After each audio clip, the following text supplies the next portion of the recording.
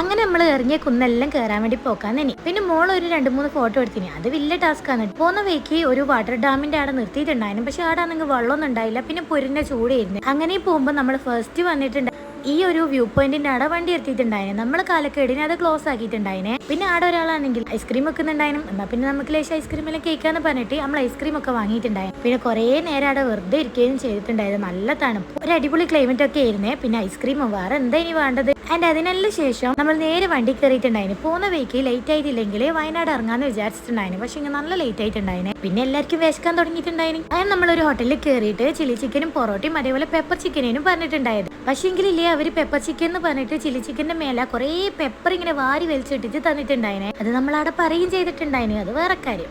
പക്ഷെ വിശന്നാ നമ്മളെല്ലാം ഉണ്ടാവും. അതുകൊണ്ട് തന്നെ നമ്മൾ നന്നായിട്ട് ഫുഡ് കഴിച്ചിട്ടുണ്ടായിരുന്നു. അങ്ങനെ ഫുഡൊക്കെ കഴിച്ച് വണ്ടി പോയിരുന്ന് നേരെ വീട് പിടിച്ചേ. അപ്പം ഇത്രയുള്ളൂ. എന്നാ പിന്നെ നടക്കണം.